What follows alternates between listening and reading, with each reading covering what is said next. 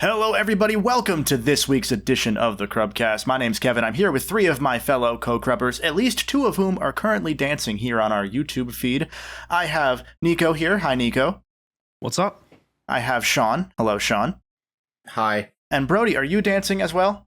You can't prove that I'm not. All right, so we're all dancing today here on the Crubcast. We have a very special episode for you today in that it's, like many of our episodes, hopefully going to be a train wreck. Our resident Excel expert, Nico, made a spreadsheet for us for, well, I'll let you explain it, Nico. Go ahead. Yeah. So I made essentially a randomization wheel with one value that is a video game title, property, you know, ones that we know and love, the likes of God of War, Dark Souls, The Legend of Zelda, etc., right? And then I have another variable that is genre. So this can be anything. It's mostly film and TV, but, you know, middle budget comedy, B-horror, things like that. And so the idea is to go take a few of these and either break the story or, you know, just highlight some pros and cons of whether this would work or not. We're pitching our next adaptations, essentially, is the quick version. So, for example, the current spit out of the spreadsheet here is creating Pokemon as a Pixar movie, which is pretty easy. But some of these won't be too easy, and we're gonna mess around with this and see what fun examples we can get that will hopefully be train wrecks, and we'll all kind of run through and improv our way through to making these successful movies or the absolute worst pieces of dog crap you've ever seen. So, Nico, you had a couple that you pre-rolled that you want to throw out. Do you want to toss it to one of us or toss it to the class? Yeah, what are you doing? I mean, I think tossing... Well, okay, I have one that I want to toss to one person. However, I think it'd be better if I toss it to the class now that I think about it. Okay. We're gonna start with Tony Hawk's Pro Skater, the musical. Oh, the musical. Okay. The music already off to a great start. Yeah. So how do you get multiple people to sing an ensemble High School Musical style 90s butt rock song? How do you start? Because that's got to be the opening silo. So if I'm doing this poorly, I'd write the songs from scratch. If I'm doing this well, I'd do the Green Day move and musicalize the Tony Hawk Pro Skater soundtracks. As you should. If that makes sense. Because if you do not have Superman in this say. Right. And then you get to the end of the show and they're like, well, here I am, getting older all the time. Looking older all the time. I want really sad Offspring. Really sad Offspring. I'm thinking like when the Sonic games do the orchestrated version of the main theme during the boss fight at the end, but it's not for Superman. Full orchestra. So it'd probably be in the style. The story would be like Tony Hawk or somebody similar to Tony Hawk is being raised by Tony Hawk to become the next pro skater in whatever competition. And he truly was Tony Hawk. He was Tony Hawk. Because it can't be Tony Hawk himself, unless you're doing somebody acting as Tony Hawk. He's already too old. Oh my god! I like that there can only be one pro skater. Yes, there can only be one, and he has to win a grind off. Which, by the way, they're never actually doing actual skate moves. Instead, they have people that are like muscular, holding them up, wearing like these suits that like fit into the background as they're holding them up. And making them like seem like they're going down the grind. Yeah. Or they do the thing where like there's two people and one person is the legs and it's their arms. Yes. And they're like a black background and the other person is just the top half of their torso. Absolutely. And here's who I want to play Tony Hawk. I want it to be Hugh Jackman. Yes. 100%. I think he's older than Tony Hawk.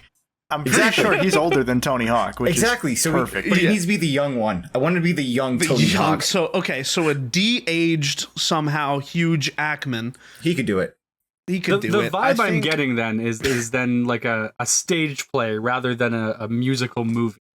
Because you're giving stage play instructions, right? I mean, they'd probably start. Oh yeah, definitely not a movie musical. Yeah, I'd say a stage play. Oh, 100%. It's on I was Broadway. thinking of this as like a Disney Channel musical. Like there's got to be fade outs to commercial and everything. Okay, like a Camp Rock type deal. Yeah, that makes sense. I almost saw it as like the big budget, like you know the opening scene in La La Land with everyone in the cars like singing out on the the highway. It's that, except it's it's a set that looks like one of the Pro Skater or Underground maps, but then it's like the camera's following the skateboards as they roll across, and then one of them rolls across the foreground and it reveals like another one coming towards the camera, and they're all singing in unison as they fucking ride and grind. Yeah, right. Like there'll definitely be a scene like, I don't know, Jackson. I don't know how I'm gonna become the next pro skater. I don't know, really want to. I don't know, Brian. I'm gonna really disappoint my dad in this one, and he has double flip-flop cancer. So I really have to do well to get him his treatment. Do you mean feet cancer? No. Yeah, double like dude. He has tray flip cancer. Yeah, tray flip cancer. Yeah.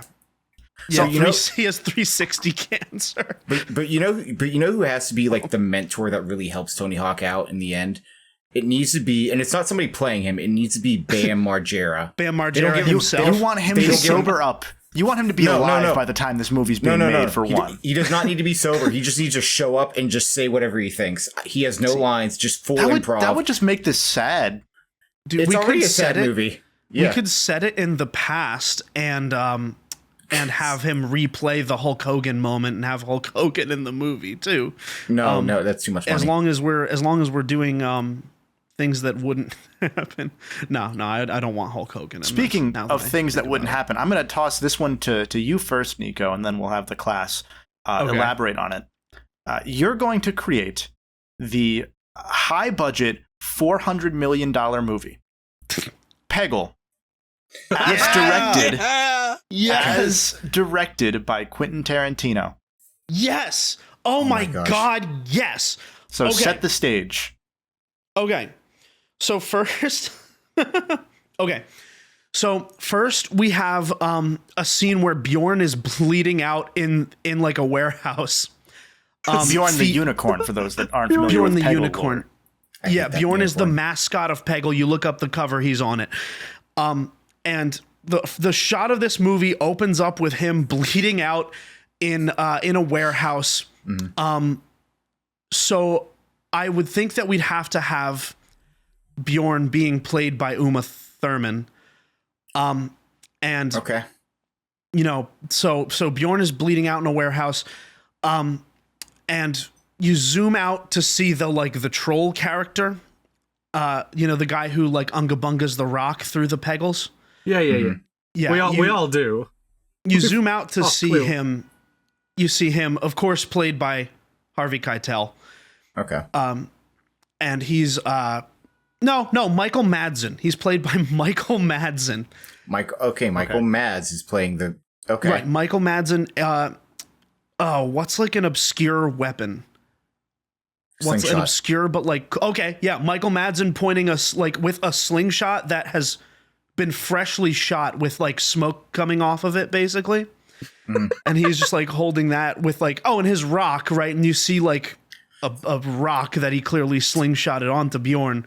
And that's how it opens. And then from there, we cut to a series of non-sequential flashbacks and flash forwards to how they've name an obscure crime. Obscure crime. What do you mean obscure crime? Like obscure team crime.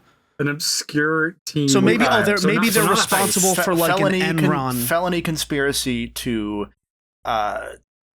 felony fraud to cover up in pursuit of a campaign of an election. Right. Yes, I agree. And so then that's the whole like plot of the movie is a flashbacks and flash forwards of them entangled in this, and somehow so Bjorn is running for president. Yeah, Bjorn might. Yeah, is it Bjorn or is it Michael Madsen that's running? Michael Madsen's running for president. Well, so then there's the girl. Then there's like the little ghost girl that needs to be played, of course, by Michelle Rodriguez. Okay, I thought we were gonna go Anya, but okay. Yeah, no, Michelle Rodriguez. And Yeah, no. So maybe Michelle Rodriguez is running for president, right? Hear me out here. Okay. Bjorn is the president of Enron, and we do we change something about Enron so that they become successful what in is the Enron historical doing in the fiction of Tarentino this. verse? Why did you get latched onto Enron out of all the things that you've said? No. I like it. It's it's an alternate history where Enron beat Google.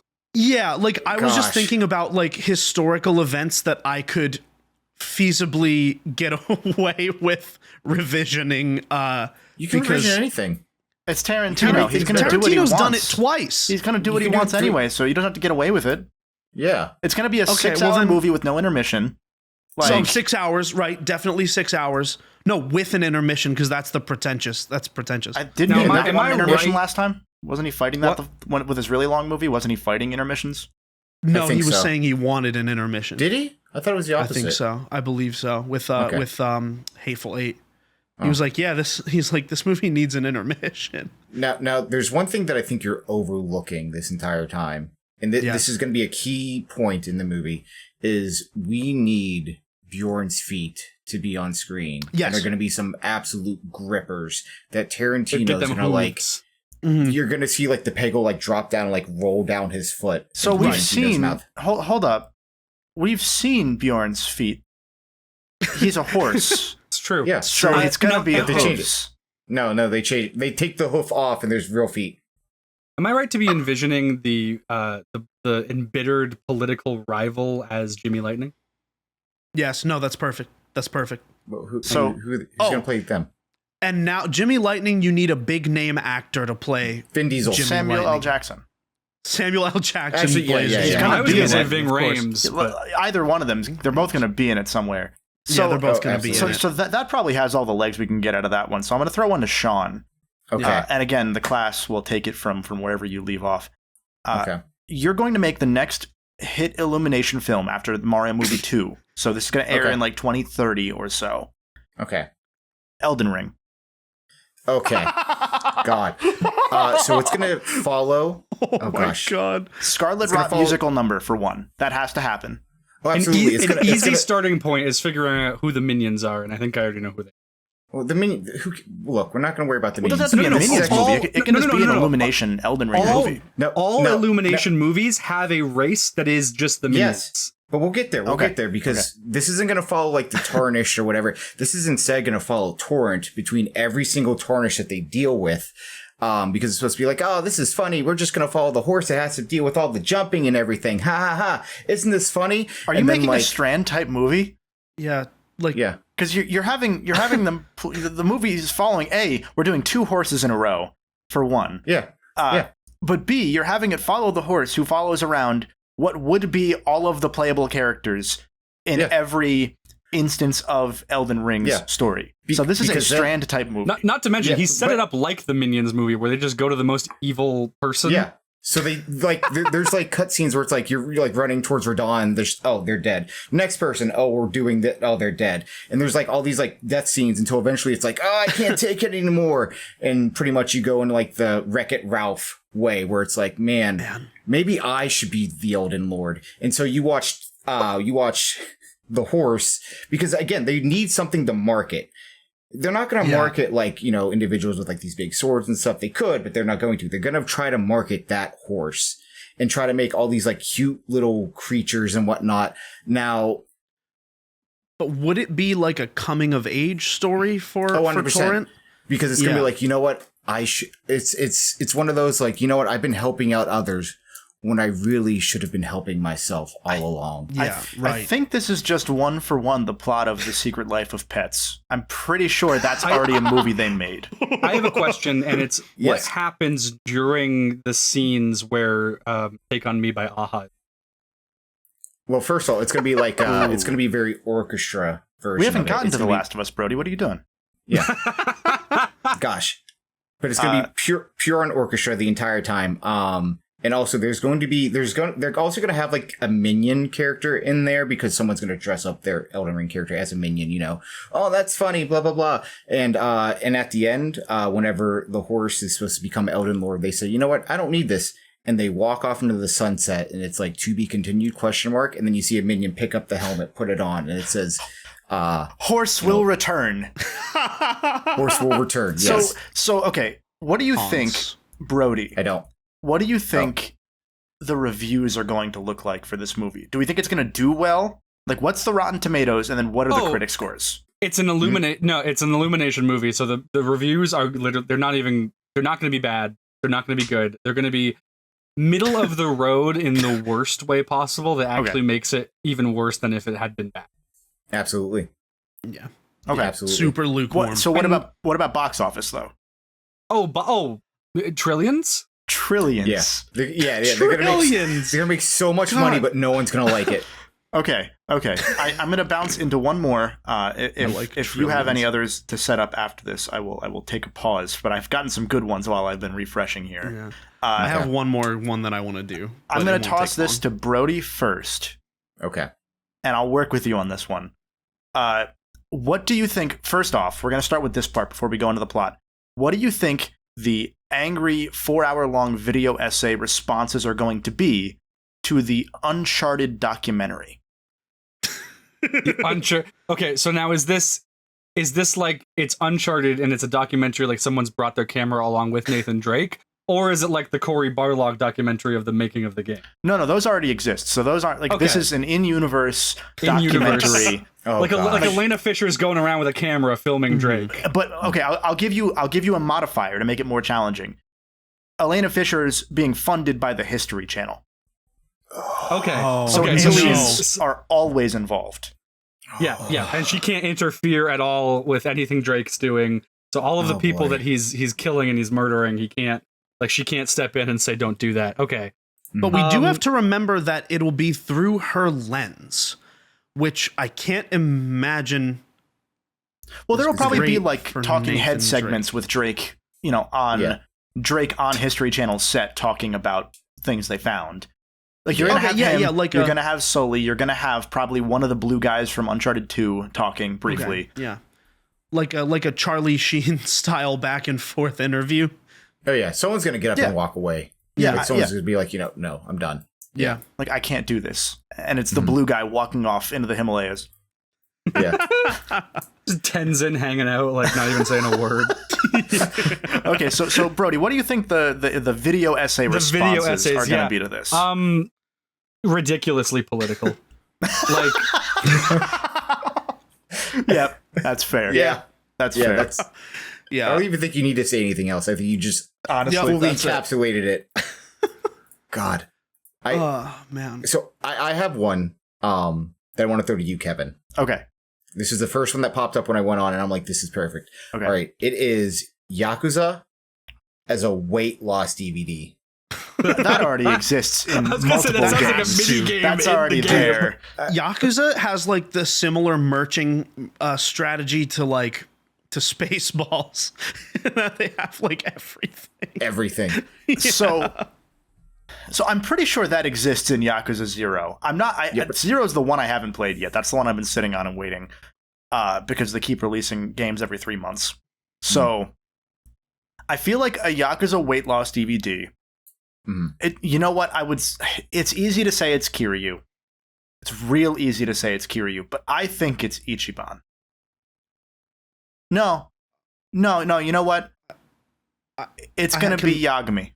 It's gonna be. Can I throw something out? Absolutely. I immediately thought Kaito.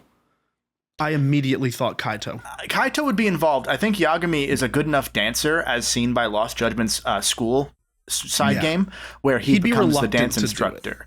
Now my question he throws his old Takayusi into it. So okay. Yeah, that's what I was gonna ask. Is it gonna be like a dancing thing? Or is it gonna be like really like obscure things to do? Like, let's fist fight a tiger. 1, 2, 3, kick, like that type of thing. Like, what do you think would be the range? Would they take it so serious? Would it be would so it be like Taibo? That would be too gamified, I think. Like, if we're talking how I could see it done in game, I think that would be like almost a WarioWare styled mini game segment. But if it's an actual in universe or in our universe fitness DVD, I'm imagining it like a Zumba dancing thing that Yagami would mostly take point in, but we could also continue throwing in, like, I could see Saejima showing up to punch tigers as like part of the boxing section. I could see that. Yeah. He's their Billy Blanks. There's going to be a diaper section with the diaper guy. Like there's that whole subclan of diaper Yakuza. Go 5 minute Sorry, I'm picturing little 5-minute segments with each of the characters because I'm thinking like there's no world in which this exists and there isn't a Majima segment. Oh, yeah. Majima's is stabbing. It's 100% stabbing. Yeah. I was thinking baseball, but I've only played the first game, so he didn't really do baseball because Kiryu plays baseball in 6. No. I think Brody's referring to him holding the bat regularly. Yeah, he has the bat. But Kiryu plays baseball in 6. Kiryu does. There's a character that's a professional baseball player in 5 who never appears again, not even in the baseball minigame in 6, which is incredible. Beautiful.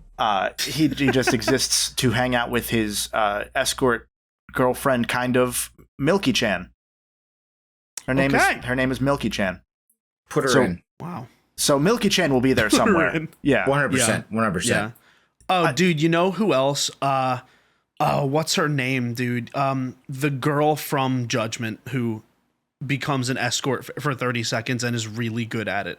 Oh, I know who you're talking about. I don't remember her name. I don't remember her name either. Yeah, I don't. Yeah, but she's like a major character, I think, in both games. Yeah. Yeah, I could see her showing up. I feel like at that point you'd put Haruka in. Like you'd have Haruka do more dancing, but like idle dancing, probably. Yeah, Haruka from the later games. Yeah. I think that's probably it. That's probably it of the Yakuza fitness movie. So I can work with that. So I have another one that I'd like us to perhaps peruse. Before you tell me what that one is, I have one for you, Nico. Okay. You're going to be creating Crub content for patreon.com/Crub. What would you be doing with that? Well, the first thing I would do is give everyone some music to listen to, and then I'd have perhaps the most intelligent conversations of my life about this music. So, how much would that cost you? Oh wow, I think it's $5 a month, isn't it? As little as $5 a month gets you every piece of content at patreon.com/Crub. Every piece of video content, I should say. Or you can support on YouTube via the join button down below. You can subscribe on Twitch if you want to get all of the live recording podcasts that we do, where you get the exclusive pre and post shows. All of that, any of those will give you access to all of our video content. There is a $10 tier that covers all of our audio content as well, which I believe is over 100 hours at this point of extra content for you. That's insane. Yeah, we've done a lot to earn the $1 you throw at Brody if you give us the upper tier of Patreon. So patreon.com/Crub. And while you're at it, if you are watching this on YouTube, loonies. Yeah, Brody is in fact a filthy communist. So all of his body just eats money by default. Is that how that works? True. I don't know. Yeah. I think that's what I've been told. I believe it's pronounced Canadian. While you're down there looking at that join button and considering whether you want to join, I'll also say go to crub.org/join to join the free Discord. You don't need to be a patron or member for that. And there's a like button right next to the join button. Hit that. If you're listening in the audio realm, leave us a review on your platform of choice. If you're not listening in the audio realm, reviews really do help get us out there to all of the different regions of the world, including Norway, where we are number 11 in gaming podcasts. We're the number 11. Number 9. Are we 9 now? I thought we got to 9. We might be. We're near the top 10 of gaming podcasts in Norway, and with your help, we can reach more Norwegians and hit number 1. And then Norway first, and then the world. Nico, what was the movie you wanted to have us create? So, it's Spyro the Dragon as a WWE premium live event storyline. So let's identify our wrestlers. Spyro's there, obviously. Yeah. Hunter is either in his corner as his coach, or he's another competitor. Okay. Are we doing these as if so? The way I'm envisioning this is it's like a lot of those WWE matches where they're getting paid by like Army of the Dead and Netflix to do a really bad zombie lumberjack match tie-in. I'm thinking of a Spyro the Dragon match. So I was like, okay, so first thing I would do is put Spyro in the ring with Cody Rhodes, right? Because I just feel like you know, they would have a really good match, and Cody would be able to like elevate Spyro, you know, to that Spyro's already at the main event level, let's be honest. So he'd fight Cody Rhodes, but then he would get into a program with the Bloodline and the Tribal Chief Roman Reigns. So Brody, if you'd like to take it from here, what are some of Spyro's abilities? And how can they be used to defeat the Tribal Chief Roman Reigns? Hold on. I'm gonna argue that one with the counterpoint of Spyro doesn't exist, so we can't do that. He's not real, and I feel like it'd be more likely that Activision or Microsoft would sponsor a Spyro the Dragon match. No, I like this idea that they have him. I don't know.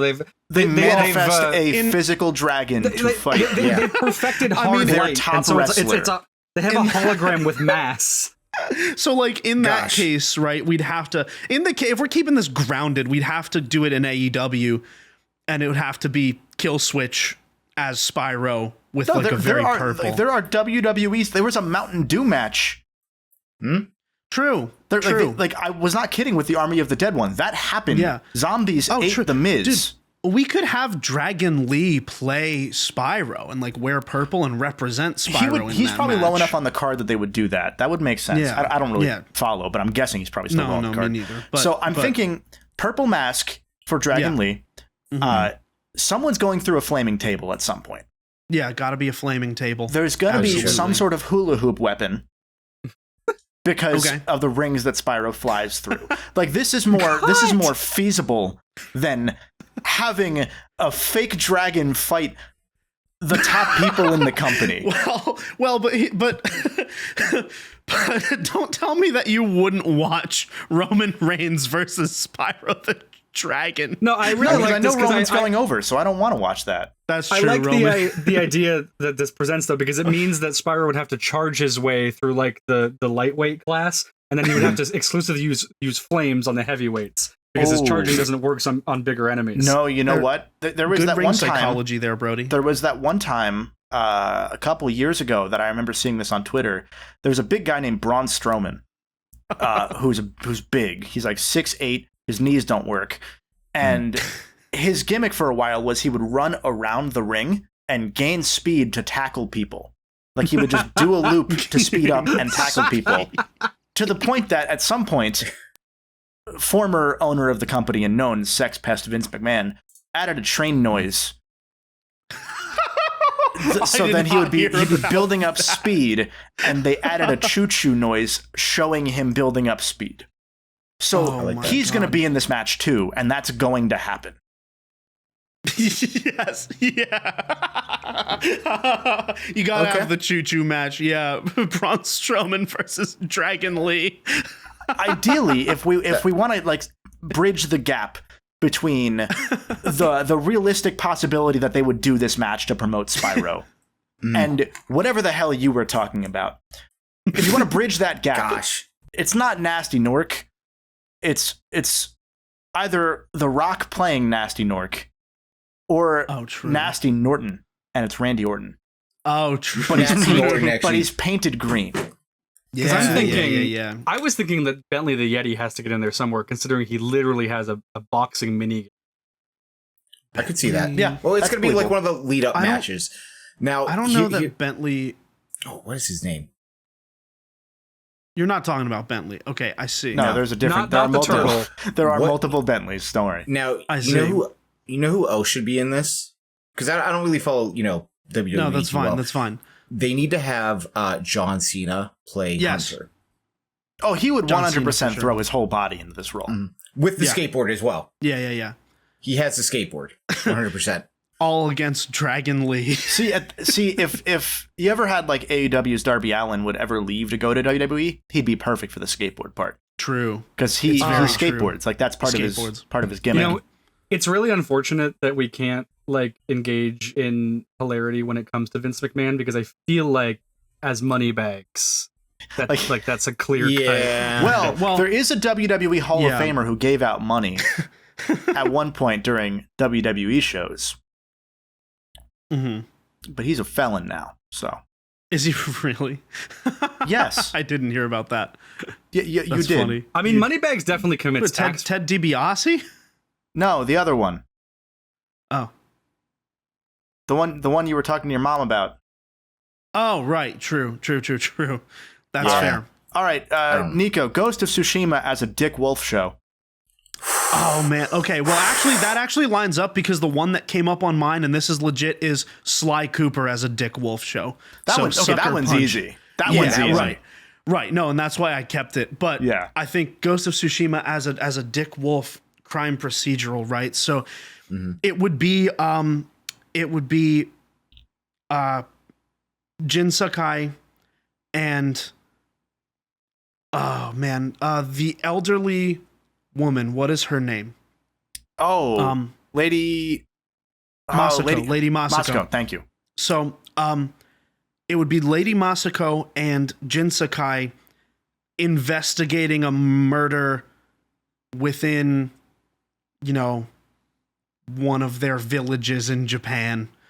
And the murder would be purported to be by like a Mongol horde or something. But then as they continue to investigate, they go deeper and deeper into a rabbit hole. And they find that someone was killed over something, I don't know, some internal struggle in the village. Really good pitch here. This did make me want an LA Noire Dick Wolf show, though. Yeah. Like that would actually be really good. Yeah. Like that'd be a good use of the brand that Rockstar's not using. Yeah, I agree with that. Does anyone have one they want to toss out? Because I have one, but I don't want to hog the list here. I have two, but Brody, do you have any? Because I don't think you've said any. I had a couple pass by that didn't seem kind of.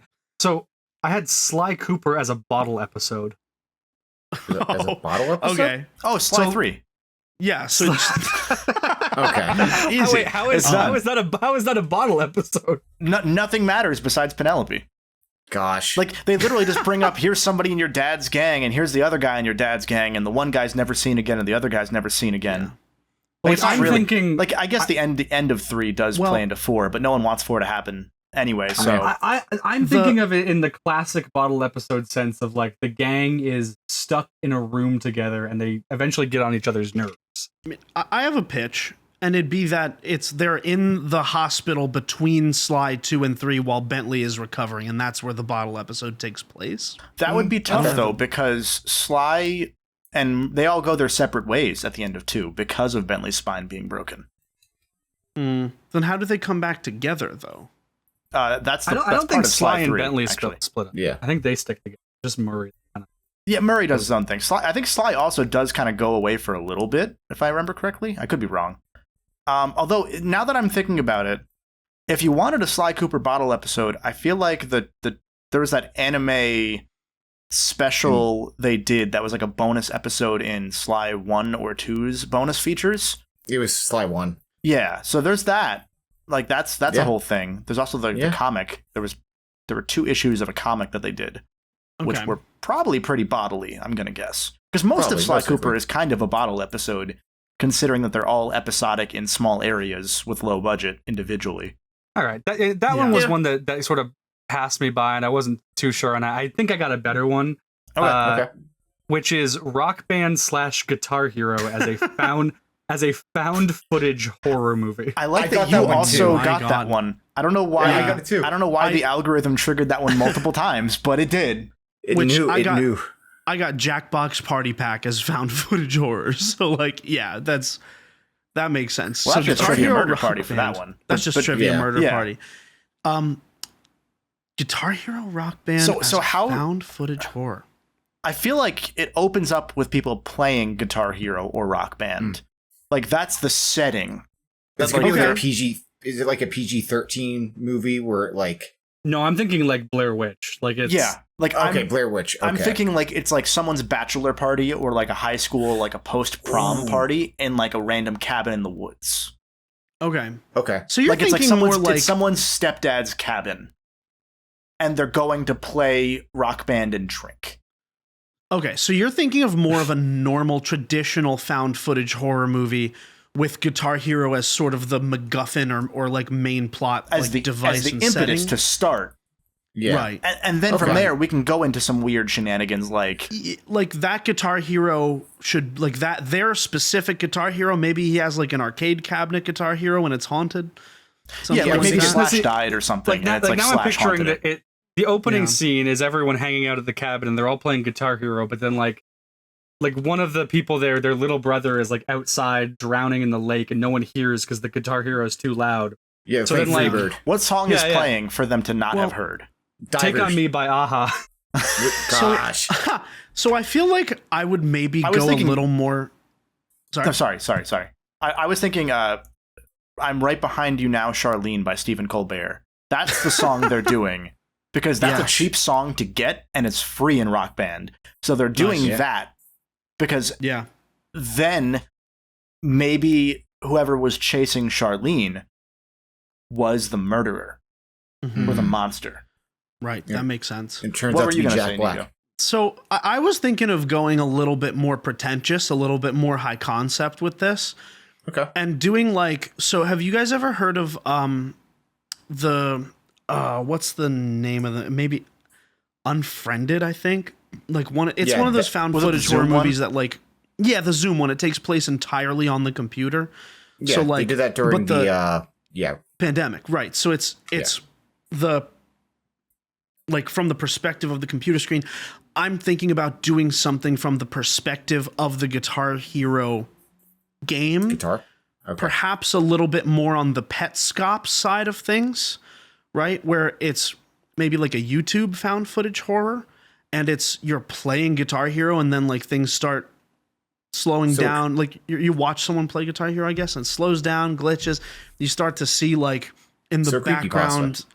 Yeah, basically like in the background things start to like flash on the screen. The band, like it cuts to shots of the band all just like at their instruments, like covered in blood or whatever, right? Like just high concept things like that. And then it's about the person sort of playing the game, but it's through the lens of playing the game, if that makes sense. I feel like that puts too much emphasis on the game as part of the tie-in.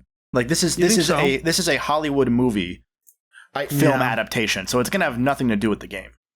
Right. I'm picturing like in the climax of what this is you have whoever's left, whoever's alive in of the band or whatever, or the people at the cabin playing the game. You have them sort of like you see the footage sort of adjust shakily as they like put their cell phone onto like some sort of stand, and then they back up and you see sort of like all of the instruments and like these big subwoofers.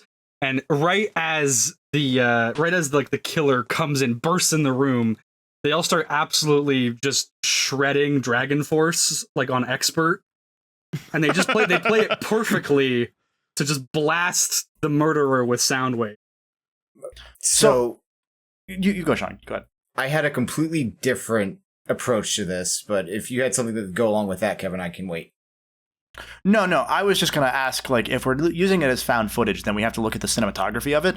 And sadly, with a found footage horror film, we're not going to get a segment where the camera is the perspective of the guitar being held by the killer. And that's a shame. That's all I was going to say. So true. Yeah. So how I'm looking at it is a found footage of somebody going through Guitar Hero, and they're doing it like multiplayer to go through like every single song. So, they're playing like whatever the first song in Guitar Hero 1 is. And as soon as the song's over, the loser immediately like an amp falls under their head. They die. They're crushed. And then they find out that it's cursed. So they have to play through the entire game. Anytime someone loses, someone dies. And if you don't play a game, if you don't do the song within the next like minute, you automatically die. Now, the reason why this is found footage is because the programmer is the one who's watching the entire thing take place. Like, this is their baby, because then you find out that it is some like angry rock star or rock band developer who is so mad that they got rid of their IP, that they wanted to take revenge. And you find out that this is like a holiday party of like an Arby's or something. Oh my God. That's just nuts enough to work. So I don't know that we'll have too much more to hit on that one. So I'm going to throw one out very briefly. that we can just pass over while one of you gets ready to throw out yours, which is Bioshock, created and directed by Crub. Bad. So we're adapting the Bioshock IP into a film. So Justin's the little sister. Absolutely, Justin's the little sister. We're gonna CG him down to be small. I think Nico is the big daddy. Mm-hmm. Yes. Now, is this all taking place like it's first person the entire time? I think we make it a more serious movie than that, right? Well, because if you adapt, like if you were to adapt Bioshock 2, you could have Nico as the main character, as the big dad. So that's true. Here's the thing. Realistically, if we were to do this, I feel like Kevin would star in it, and I would be the cinematographer. Can I? If we're doing that, can it be infinite? Because I know how that ends. Yes, actually, a time travel movie where we have you, and then Justin is Elizabeth. Justin's Elizabeth, 100%, and then Trav is Comstock. Trav would be able to eat so much scenery as Comstock. Yes, it's true. Yes, the thing is, we don't even have to tell him what to do. He just do it. Can I be the bread boy? And we'd have what? The baguette boy. I was hoping you'd be one of the ones we throw the baseball at the start. The baseball. There's no ulterior motive. I just want to throw things at him. Just to be clear. There's like a dollar in there. M will be featured as an extra in the movie, but we won't tell anyone who he is. Yeah. No, M would be every permutation of the Lutesses. True. But it'd be like the M VTuber. Yeah, absolutely. the M VTuber. Yeah. No, I agree. Mm-hmm. Then and of course, if I'm on cinematography, we'd have a lot of Dutch angles, a lot of big sweeping camera motion and unbroken shots, and pretty darn good dialogue. So up until that point, you kind of had Infinite down to a T, and then you said good dialogue. Well, not Infinite. It's my style of cinematography. No, I know, but I'm saying like I remember Infinite having some good Dutch angling and a lot of sweeping shots. So that would have all been fitting. We are adapting it, so we can do whatever. We can throw Andrew Ryan in there if Sean we want is Songbird. Yeah, absolutely. Yeah, absolutely. Sean's a songbird. Absolutely. That goes without saying. He just comes in and bees big. So, does anyone have one they want to throw out to the class or to anyone in particular? Sean, you go. Yeah, Sean, you go. So I have one. This is actually really interesting to me. Kirby. It's a war movie. That's how they're written already. Oh my god. Well, so Harry Styles would be in it with Kirby. So I'm thinking Andrew Garfield as Kirby. Andrew Garfield as Kirby. No. I Kirby, want just Kirby to be himself in in Saving Private Ryan. There's just Kirby is also there. Yeah. We don't change a thing. Yes, it's like you know how they say like you make them 1-to-1. Yeah, it's a 1-to-1 movie, and Kirby's just there. 1-to-1. He just says Poyo the entire time. You just Poyo the entire time. Yeah. You know what? Yeah. And he just Kirby's on the beach of Normandy.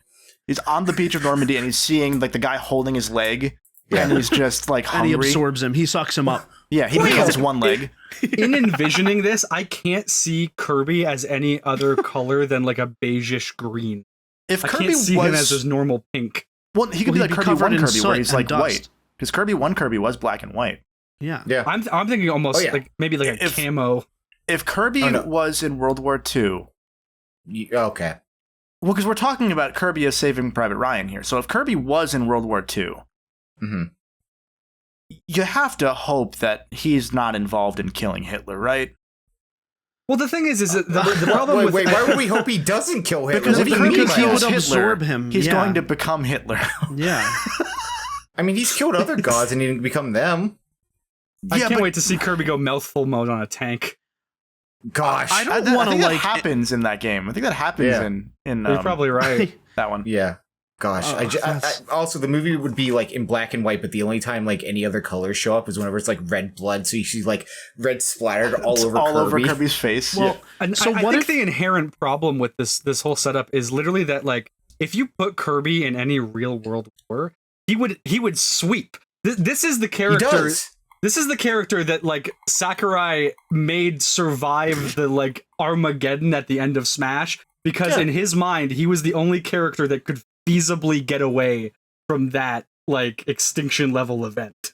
Like Kirby's sweeping World War II. So while we're on the subject of World War II, I'm going to hit one really quick. Okay. Another quick rapid fire one. Mm-hmm. Harvest Moon. As a series of government PSAs. Okay. Ooh. Yeah. Because it's all about farming. So I'm thinking like probably also World War II era. So you have that transatlantic, old-timey accent. And they're telling you how to maximize your farming for the good of the country so you can destroy the filthy communists or whatever. Okay. Yeah. Dude, the dodge, duck, dip, dive, and dodge first look. You're in a Chinese opium den, Timmy, from Dodgeball, from the movie Dodgeball. Yeah. That. Yeah. Like the Patches O'Houlihan tone. Yeah. And they'd be like, all right, so we know that your husband, Jim, has gone off to war. But what you can do for your country while he is off fighting off these dirty, and then they say a bunch of things that are awful.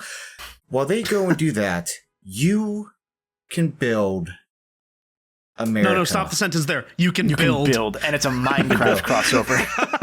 Oh, God. And then, Steve comes in and just starts, just plowing everything. Phrasing. Yeah, that's fine. Remember, kiddos, take the dog with the floppy ears for America. Yeah, right. Yeah. And here's how you till the soil.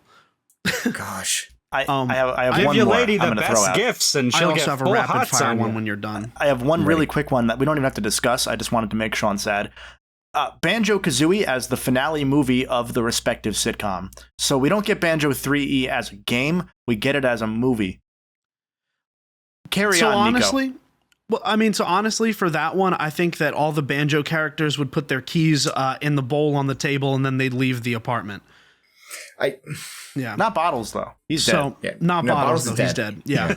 So the rapid fire one I wanted to talk about is Forza Horizon as an 80s movie, which I think would be super cool. That's just like Top Gun with cars. I was gonna say, isn't that any car movie? Yeah. Dude, it'd be a lot like 80s. It'd be a lot like Drive. That's for sure. It's wild that there isn't a Forza. There probably is, frankly. But I'm going to, for the purposes of this, it's wild that there's not a Forza movie in production yet, considering that the Fast and Furious series is about to end. Yeah. Yeah, that's true. That's very true. These are facts. Oh, man. I was going to throw out one, which is LittleBigPlanet as a Joker-like, which is also a bummer movie. So it's a movie that just is supposed to make you feel bad. Is supposed to just make you walk out of the theater like my day is ruined. But it's LittleBigPlanet, so it's in Sackboy. So the movie ends with the servers going down. God damn it! Yes.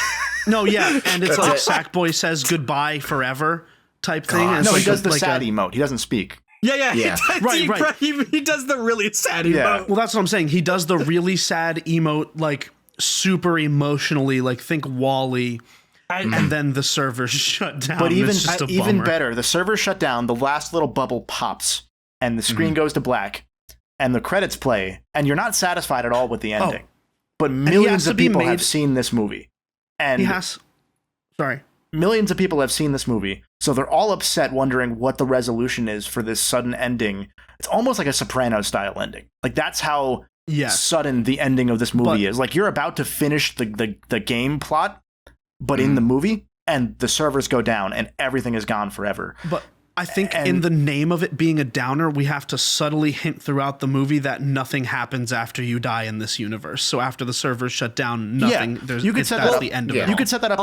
There'd be a metaverse element as well, where you can upload, almost like Miiverse, actually. You can upload your own stuff, and it will go into, because this is not going to play off film. It's going to play off of a Plex server somewhere at Sony's offices.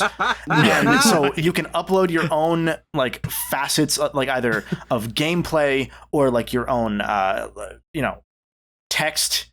So stuff like, imagine like Miiverse in Splatoon. That's happening in the background of a lot of these shots. Of the movie? So this is a live generated movie? Well, it's on someone's Plex server. So like there are specific parts where instead of there being background elements that are already, there, it's like a chroma keyed thing that can be anybody's individual upload.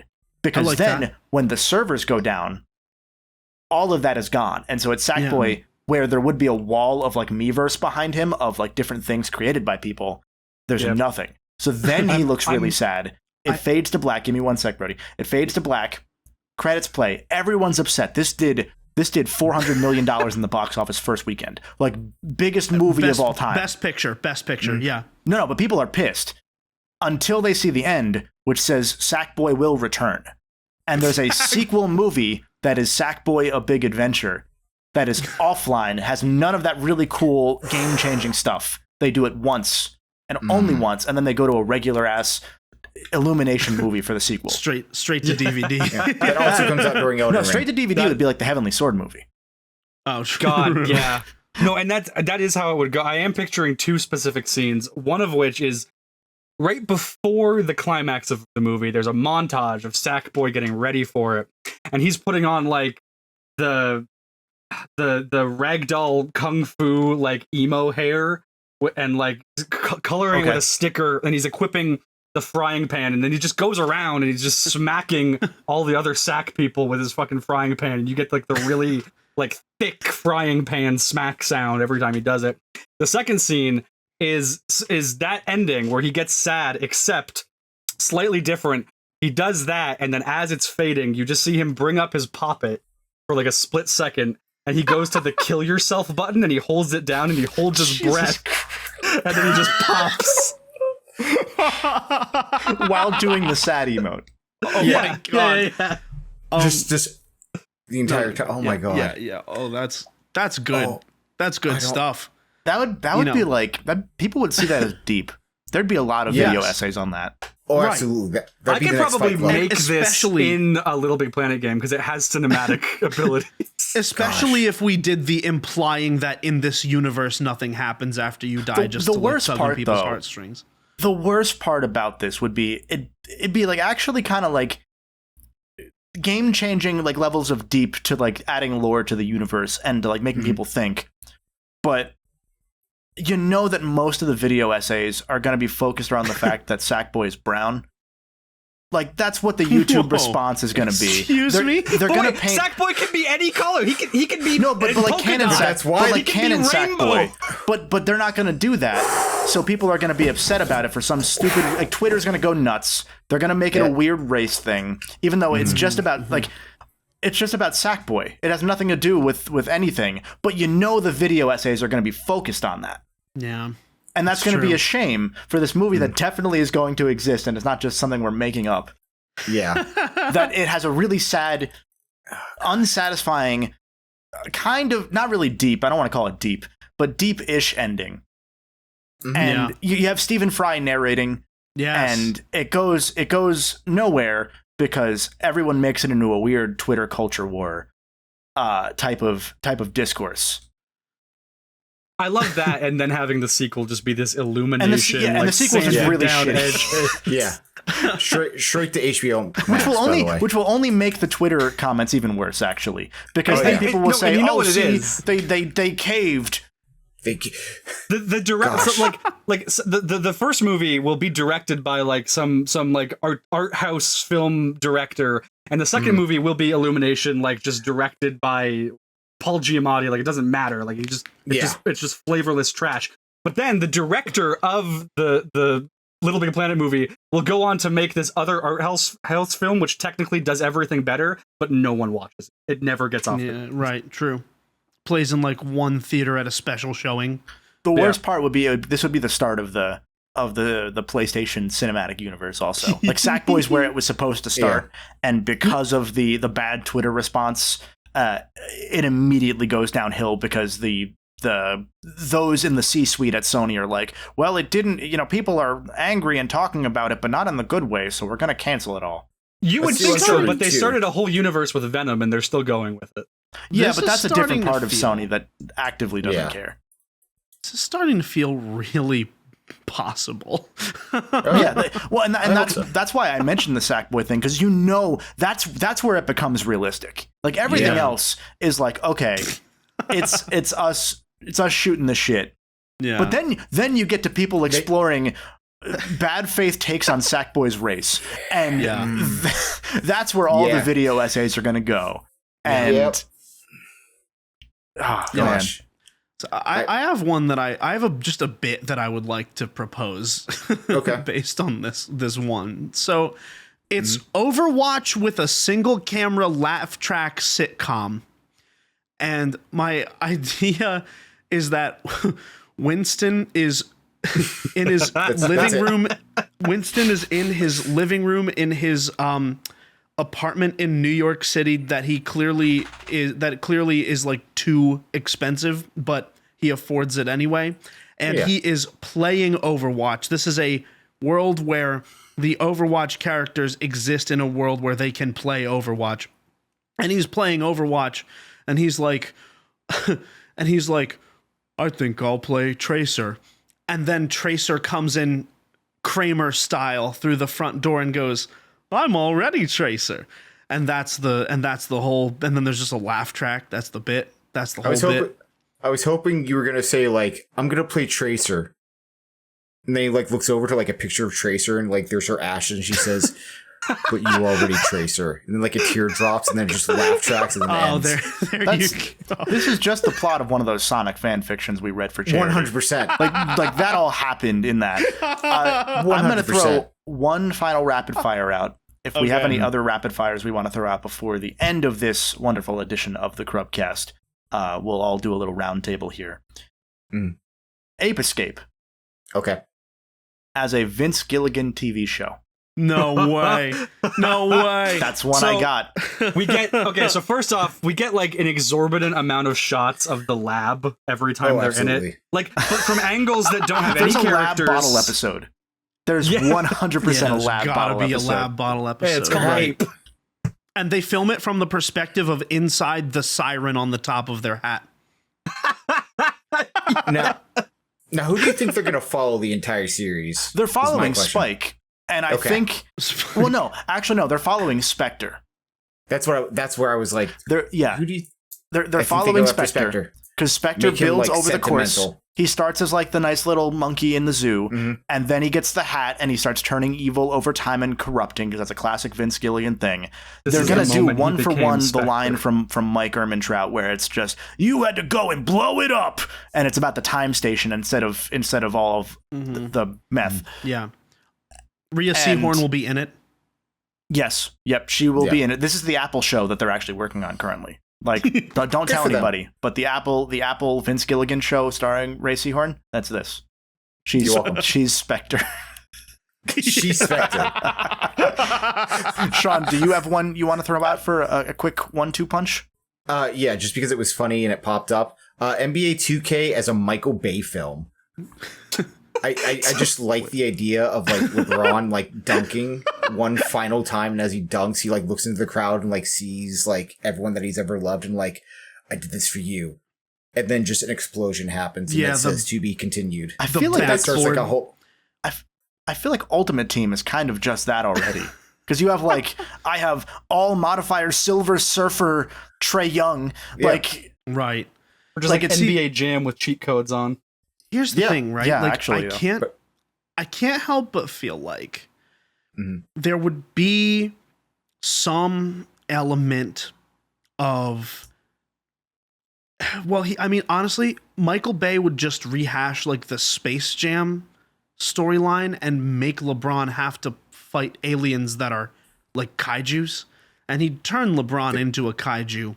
At which point, LeBron would throw explosive basketballs into the basketball hoop shaped kaiju that he's fighting. I think my favorite part about all of this idea is knowing that they used to actually get the basketball players to do lines for the 2K games, and they were some of the worst voice acting you will ever hear. Like, I remember that. Awful. I do remember that. Notoriously bad. And it makes sense, they're not voice actors, they're basketball players. But like the voice director didn't even try to get them to put enthusiasm into anything. Like it's amazing. Yeah. If you can look up clips of like 2K bad voices, it's really funny. It's beautiful. Brody, do you have one you want to throw out? Yeah, I do. I got Death Stranding as a mockumentary. Okay. So like think The Office, Parks and Rec, like cuts to the talking heads. Is more or less a comedy, but within the Death Stranding universe. Yeah. Okay, so multiple thoughts come to mind first. Same. Okay. Talking head cut to Hartman, but he's dead. Like it's during the 3 minutes of every 24-minute cycle where he is not alive. It's like right after someone like says something about it, they're like it's like Sam. It's like the intro episode, and it's Sam being like, "Yeah, I don't know what's up with that guy," and it just like cuts to him, and he's just.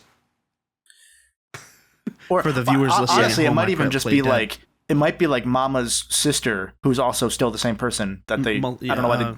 I don't care. What's her name? But it's Mama's sister who's the same actress. They just put her back in after they killed Mama off. It's her saying, "Yeah, Hartman didn't text me back. I don't know why. Hopefully everything's okay." And then it's just yeah. I just want like one moment where Sam like comes up to the camera, is like, "Look, I'm gonna be honest. I don't even like Monster," and he like pulls it off and it's just like Fiji water inside. Or they blur Monster the entire movie. Yeah, like it's still Monster cans, but it's blurred. I really want the shower scene. Yes. with Deadman. And Sam, but Sam jims the camera as it's happening. So he's got Guillermo del Toro just in his face, and he's just awkwardly looking into the camera while he's being whispered sweet nothings at. Now here's my question.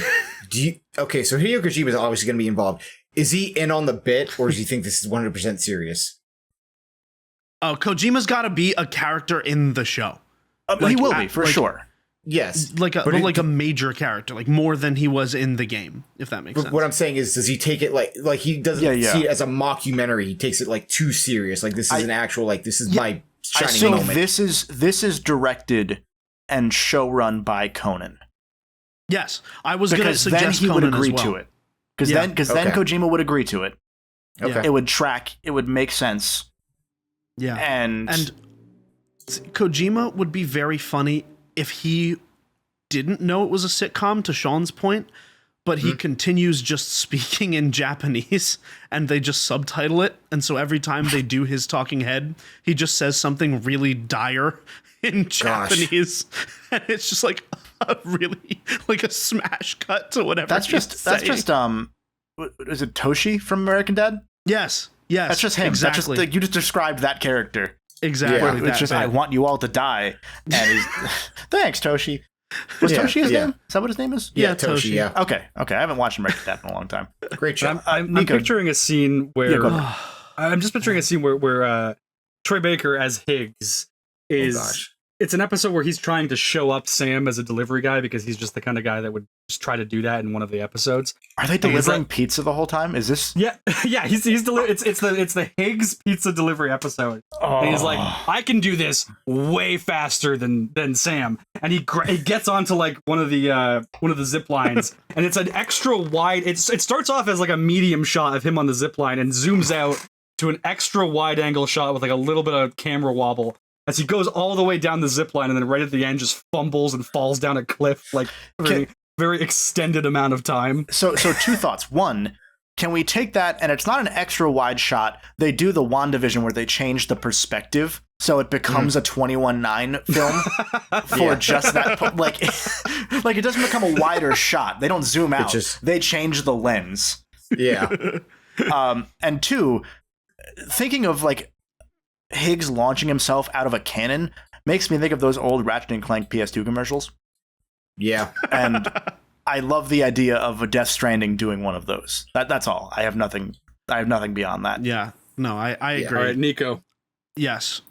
What's one more? You want to throw it? Okay, so I have The Sims as a superhero movie in the MCU. That might be happening. Like, it's obviously not in the MCU, but there's a Sims movie being made. Okay, but here's the thing. I thought the idea... Well, so hold on, right? If I were to make a The Sims movie, I'd make it exactly like the Barbie movie and call it a day. It'd be perfect. I think that's if what I were to make a Sims movie in the MCU, I think that's hilarious because it would be a subversion of the normal superhero movies. We'd almost have to make superheroism like the norm. And like, because every individual character in The Sims is so unremarkable, yet every character in the MCU is meant to be this big, grandiose player, no matter how tiny they may be. Looking at you, Hawkeye, you know, they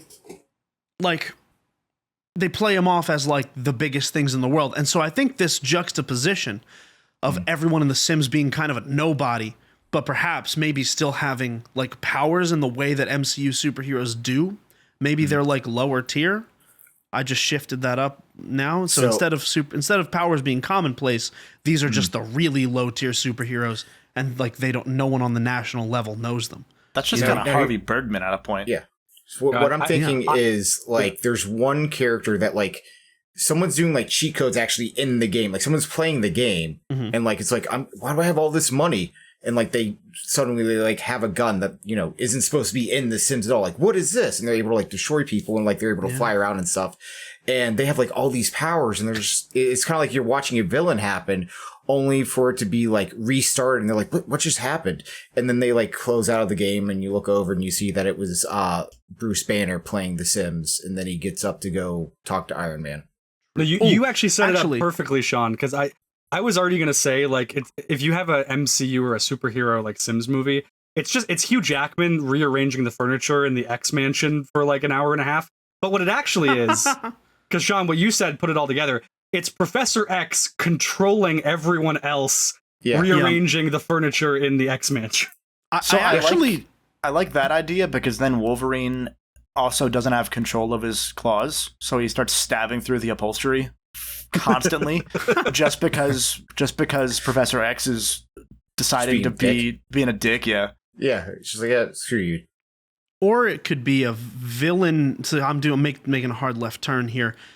A villain named Cheat Code who has the power of a player of The Sims, but to people in like their real world. That's the plot of the PSP game. That's just the plot of the PSP game. I think that's also the plot of Jessica Jones. There's actual moral characters that can do stuff like that. Although you did make me, as I talked about this, I was like, you know what? They should make the Sims movie that like they're coming out with. They should make that into like a horror movie, or like just like the one that Margaret is making. Like they should make it a horror movie where like people are just getting dropped into the pools and they can't get out. That's probably going to be part of the way that it goes. Again, I'm assuming they're probably just going to take similar vibes to the PSP game, because it touches on a lot of the agency of players and people are evil and all that. And speaking of video games where people are evil, we're going to jump over to our Crubscriber question of the week. Once again, anyone who's a member of the Crubscribers, either on Patreon, Twitch, or YouTube, can ask us questions via our little Crubscriber Google form, and we answer them live on air. And you can do that for as little as $2 a month at patreon.com/Crub, if you would like to. That's the equivalent of throwing a quarter at Brody, which we do anyway. We only pay him in quarters. So he has a lot of bruises. He didn't tell us he was a hemophiliac. They absorb into my skin. Yeah, he's a lot like SpongeBob in that way. Brody didn't tell us he was a hemophiliac when we started throwing quarters at him, but we can't stop now. Fill my pores. So, that's a sentence that I don't like. The question is fittingly from Brody, because Brody is one of our Crubscribers, so he's allowed to ask questions. And he had a good one, which was, if your life was a video game, what would the title be and what would the main quest be? In the sense of pick an already existing game title. Don't just make something up. Okay. Sean, do you want to go first? No. What? I need to look up the title of it. Pick an existing game title. If your life was a video game that currently exists, which game would it be? Oh. That's a lot harder. It was in the notes that I gave you.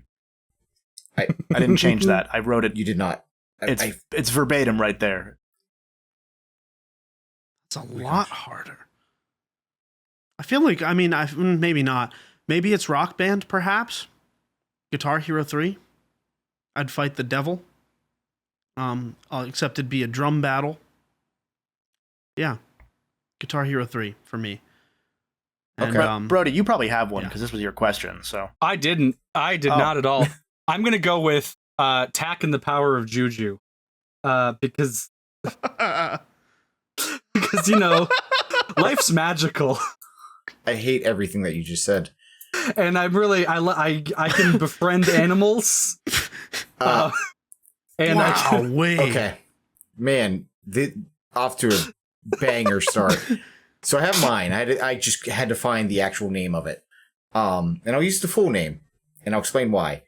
Rough Trigger. The Vanacore Conspiracy. Yeah. Yes. And here's why. Because when I saw this question, I remember that image of me with like the firework like between my legs just shooting off, and I thought of that being my rough trigger. And so the main quest would be to power that to the point where I can now shoot like 10 off without it doing any damage to me. So that would be the entire. Now there's a conspiracy to stop me. Obviously, that's why the second part of the title's there. But I will not let that happen. I think you'd be C-Man. You probably would be C-Man. Yeah. Yeah. I forgot about that. Sean Man, if you will. Yeah. You I forgot all about that. Yeah. Gosh. Kevin, what's yours? Bloodborne. Because you were born and have blood? No. Because he eats umbilical cords. Growing eye? Yeah, do you eat umbilical cords? Are there eyes growing in your brain? It's what happens when I don't eat a lot of fiber. Oh, true. It hurts. Yeah, you should stop eating fiber. You should get that checked out, dude. The only fiber I eat is the bark of trees. Yeah, don't do that. Oh, Stay okay. inside. Okay, yeah. No, that's good fiber. Everything hurts. Don't Google that. Don't Google what eating wood. Yeah, eating tree bark for good fiber. Everything's bad. Thank you for watching, everybody. I appreciate it. Wait, did Nico say one? Yeah, thanks for watching. He said rock band. I said Guitar say Hero, rock band. I said the main quest would be beating the devil in a drum battle. Sean's probably Kingdom Hearts. You know, I'm looking through this. He hasn't finished his life yet. It's true. So it'd be fitting if the story of his life was Kingdom Hearts. Yeah. I have two. One is The Evil Within, and I'm not going to elaborate. And the other one is Tony Hawk's Pro Skater, because I am. Right. I would have thought yours would have been Peggle.